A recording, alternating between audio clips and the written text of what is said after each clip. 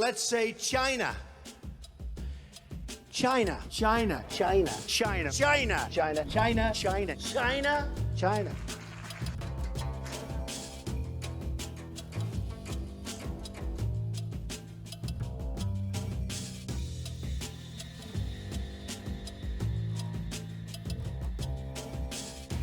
What do you make of this phone call? Well, I think the biggest question is whether it was an accident or whether it was something that he did intentionally. Now, he has tweeted out that he received a phone call, and it was a phone call to congratulate him, maybe just a phone call.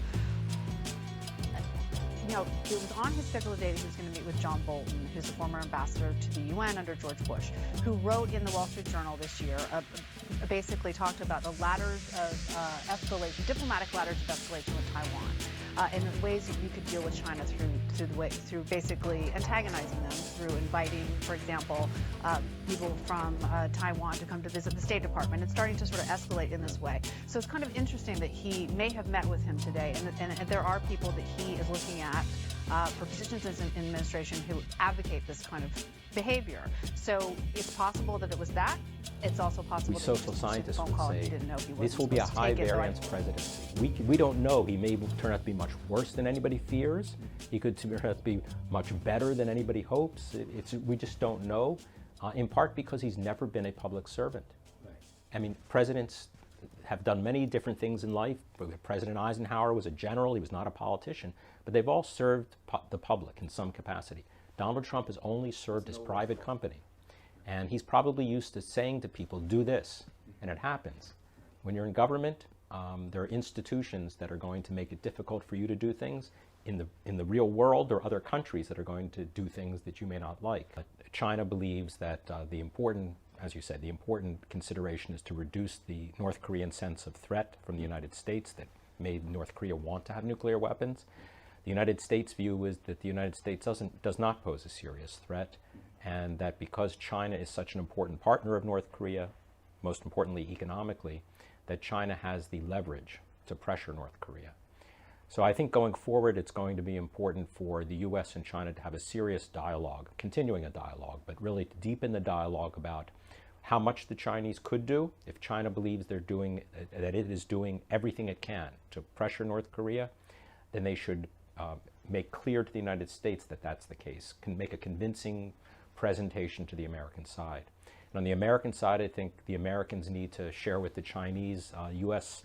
policy objectives on the peninsula, not just with respect to the North Korean program, because most of us in the West anyway believe that China's concern is not just the North Korean nuclear program, but the future of the peninsula and how changes there might affect China's security. In the South China Sea, I don't think that you're going to see a major change in American policy. I think we're going to continue to see the potential for conflict, which reflects the different perspectives of the United States and China on the South China Sea issues, as well as the different perspectives of China and some of the Southeast Asian countries that have claims in the South China Sea. I think the American position has been, even before the rebalance, and will continue to be, based on certain principles, the principle of freedom of navigation in international waters, the principle of using peaceful means for resolving lingering territorial and sovereignty disputes, and also for the United States anyway, honoring its alliance commitments. So it doesn't matter who's president. Those considerations will affect every president. Some presidents may focus on it and talk about it more publicly than others, but President Bush before Obama, President Obama, and I think President-elect Trump all would see those as their bottom lines for Asia-Pacific policy and policy in the South China Sea. I would say the important thing is to search for areas of cooperation. The Obama administration was very good on this. Many areas the U.S. and China strongly disagree. Human rights, issues like that. Some areas of climate change for a while, but we worked on the areas where cooperation could be realized.